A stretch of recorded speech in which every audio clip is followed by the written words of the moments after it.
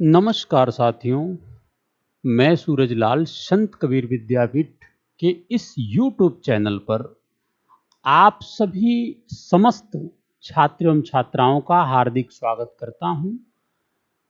जैसा कि हम लोग अपने प्रमुख विषय राजनीति विज्ञान पॉलिटिकल साइंस विषय के संदर्भ में अपने पिछले क्लासों के माध्यम से चर्चा हम लोग कर रहे थे।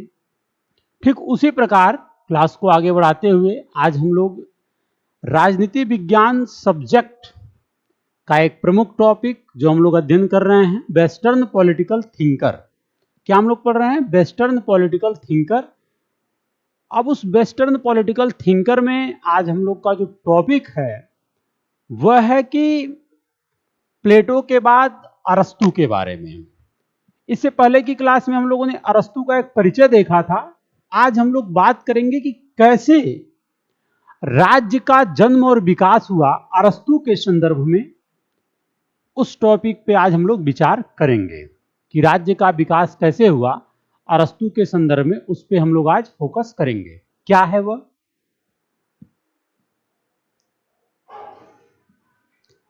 जैसा कि देखिए, अरस्तू ने अपने प्रमुख पुस्तक पॉलिटिक्स में राज्य के विकास का व्यवस्थित रूप प्रतिपादित किया है। राज्य के विकास का व्यवस्थित रूप प्रतिपादित किया है। उसने उस समय समाज में प्रचलित सोफिस्टों की धारणा कि राज्य किसी समझौते का परिणाम है, इसका खंडन किया इन्होंने, अरस्तू ने, कि राज्य किसी समझौते का परिणाम न हो करके एक जो विचारधाराएं हैं, जो प्राकृतिक सिद्धांतें हैं, इस स्वरूप का विस्तार किया। उसने कहा कि राज्य का जन्म एक निरंतर विकास के परिणाम स्वरूप हुआ है। अरस्तू कहते हैं कि जो राज्य का विकास है वह निरंतर, राज्य का विकास निरंतर परिणाम स्वरूप हुआ है। अरस्तू राज्य और समाज में कोई भेद नहीं करता है। यहां तक कि यह बात सही है कि अरस्तू जो है राज्य और समाज में कोई भेद नहीं करता है। ठीक है, राज्य और समाज में कोई भेद नहीं करता है। ठीक है, प्राचीन यूनान में दोनों के लिए पोलिस शब्द का प्रयोग किया गया है और अरस्तू मानता है कि पोलिस का विकास एक स्वाभाविक क्रम से हुआ है, यह विकास की एक श्रृंखला है। इसी प्रकार वह राज्य को भी मानता है कि राज्य का विकास जो है एक निरंतर विकास का परिणाम स्वरूप है। यह अरस्तू का विचारधारा है। यह क्या है? यह अरस्तू का विचारधारा है। ठीक है, ये बात आपको जानने की जरूरत है। यह हो गया अरस्तू के बारे में एक बेसिक परिचय। ठीक है, इसी प्रकार चूंकि देखिए अरस्तू का जो संबंध है, आपको हमने पिछले क्लास में बताया था कि प्लेटो के एक शिष्य के रूप में अरस्तू का प्रमुख योगदान रहा है। प्लेटो के एक शिष्य के रूप में अरस्तू का जो है प्रमुख योगदान रहा है और अरस्तू ने इस बात की पुष्टि भी प्रमुख रूप से अपने कृतियों के माध्यम से, अपने कार्यों के माध्यम से करने का प्रयास किए हैं।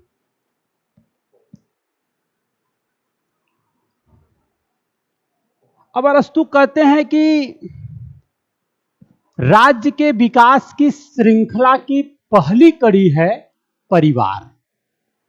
अरस्तू कहते हैं कि राज्य के विकास की श्रृंखला की पहली कड़ी है परिवार। अरस्तू के शब्दों में सबसे पहले तो मनुष्यों का संयोग होना जरूरी है, जो एक दूसरे के बिना रह नहीं सकते। उदाहरण जैसे पुरुष और स्त्री का संयोग मनुष्य जाति की उत्पत्ति के लिए होना ही चाहिए, और इसी प्रकार स्वाभाविक शासक और स्वाभाविक शासित तत्वों का संयोग घटित होना चाहिए। जिस प्रकार आप परिवार की बात करते हैं, पुरुष और स्त्री का जो एक संयोग होता है मनुष्य जाति में, इसकी उत्पत्ति हुई है, ठीक उसी प्रकार ये कहा जा रहा है कि जो एक शासक है, जो स्वाभाविक शासक है और जो स्वाभाविक शासित तत्वों का जो संयोग होगा, ये भी एक घटित होना चाहिए जिसमें दोनों की रक्षा हो सके। ठीक है, तो इन दोनों से अनिवार्य प्रकृति संबंधों से उत्पन्न होने वाला पहला परिणाम है गृहस्थी अथवा घर, यानी कि परिवार।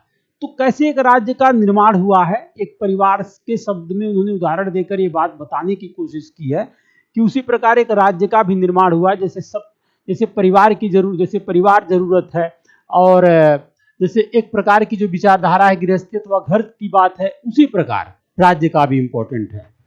इस प्रकार परिवार राज्य की पहली इकाई है, यह राज्य के विकास की मंजिल का प्रथम पड़ाव है। इस प्रकार राज्य का क्रमिक विकास हुआ है। ये अरस्तु बताने का प्रयास कर रहे हैं कि यह राज्य के विकास की मंजिल का प्रथम पड़ाव है। परिवार मनुष्य की शारीरिक और मानसिक आवश्यकताओं की पूर्ति करने वाली पहली आवश्यकता संस्था है। परिवार जो है मनुष्य की शारीरिक और मानसिक, परिवार जो है मनुष्य की शारीरिक और मानसिक आवश्यकताओं की पूर्ति करने वाली पहली आवश्यक संस्था है। ठीक है, ये हो गया।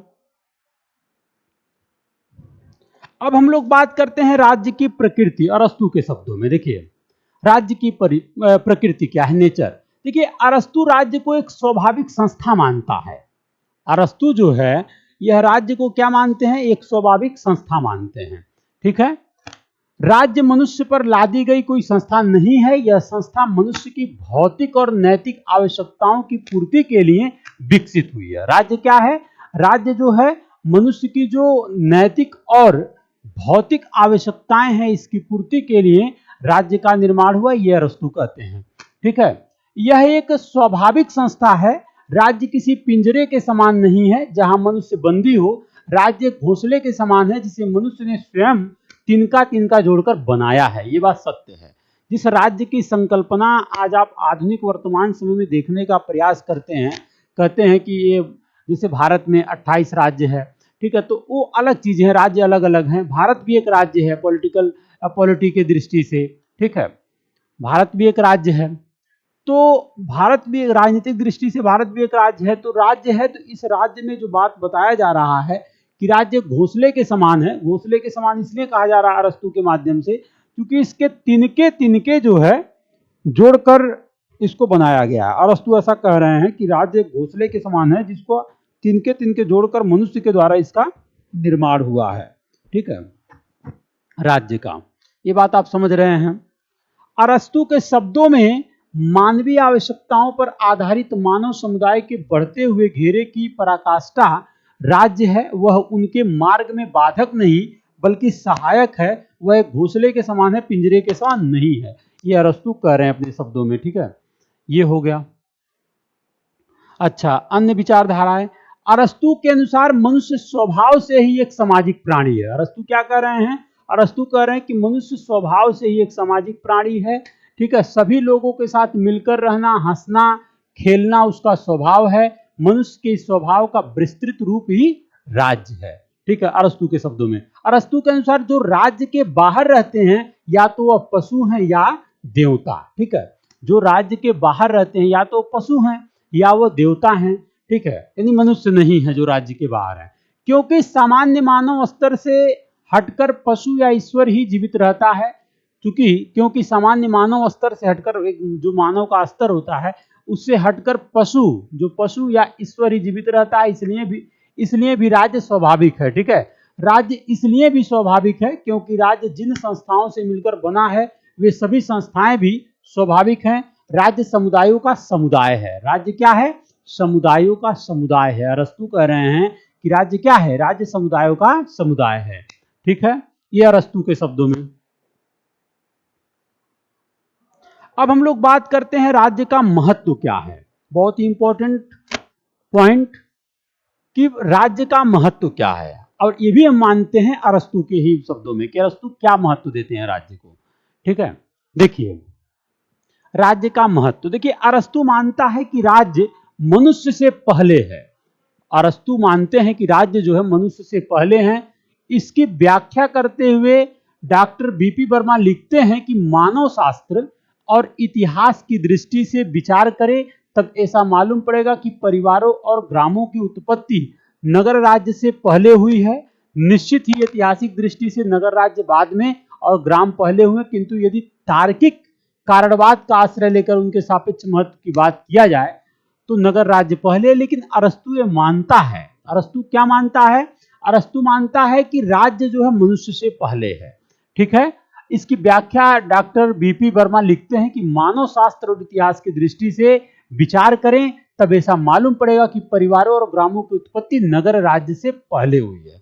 परिवारों और ग्रामों की जो उत्पत्ति हुई है वो नगर राज्य से पहले हुई है, इसलिए राज्य तो पहले है ही। ठीक है। अगर बात करें दूसरे शब्दों में कि समय की दृष्टि से राज्य चाहे व्यक्ति के बाद आता हो, अगर समय की दृष्टि से बात करें तो राज्य चाहे व्यक्ति के बाद आता हो, परंतु विचार और महत्व की दृष्टि से राज्य पहले आता है। परंतु विचार और महत्व की दृष्टि से राज्य जो है पहले आता है। ठीक है। व्यक्ति राज्य में ही पूर्णता प्राप्त करता है और इस पूर्णता का विचार अप्रत्यक्ष रूप से ही सही मनुष्य के मन में ग्राम और परिवार से पहले है, और क्योंकि राज्य में व्यक्ति पूर्णता प्राप्त करता है इसलिए भी राज्य व्यक्ति से पहले है। राज्य जो है व्यक्ति से पहले, ये बात सत्य है अरस्तु का। ठीक है। अब हम लोग बात करेंगे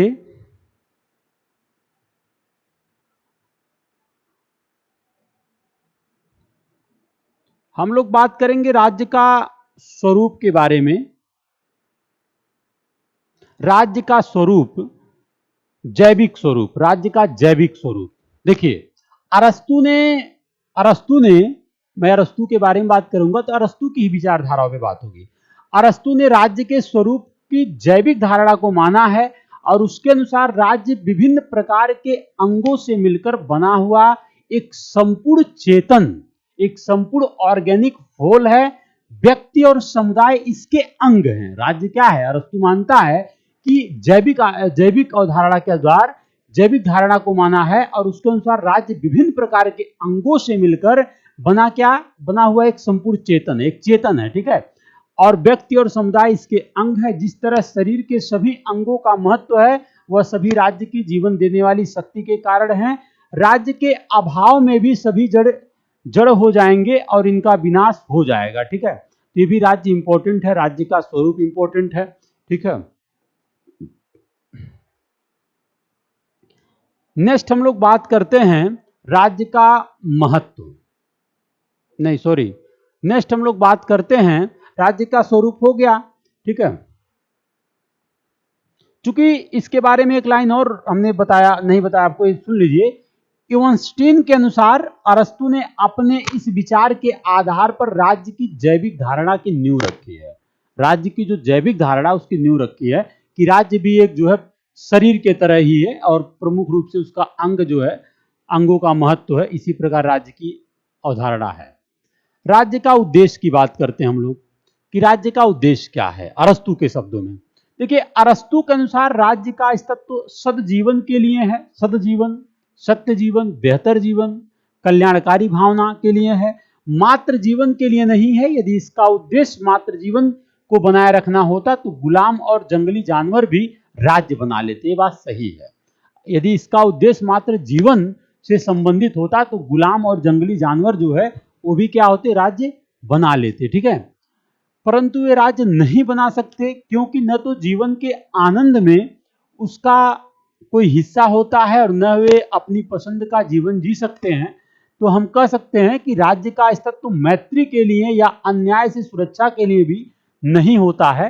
ठीक है। इस प्रकार ये जो राज्य का विचारधारा है वह यह है कि राज्य एक प्रमुख विचारधारा है जिसके अनुसार राज्य का अस्तित्व सदजीवन को प्राप्त करने के लिए बना है, अरस्तु के शब्दों में। ठीक है।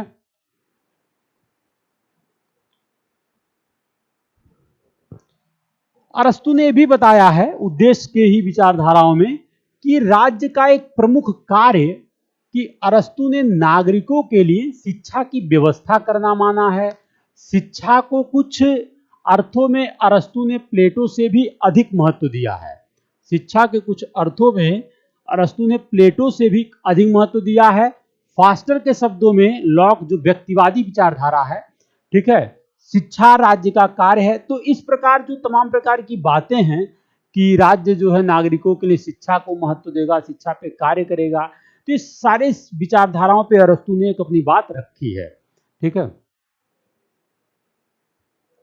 ये रहा आज का हम लोगों का जो टॉपिक है अरस्तु के संदर्भ में।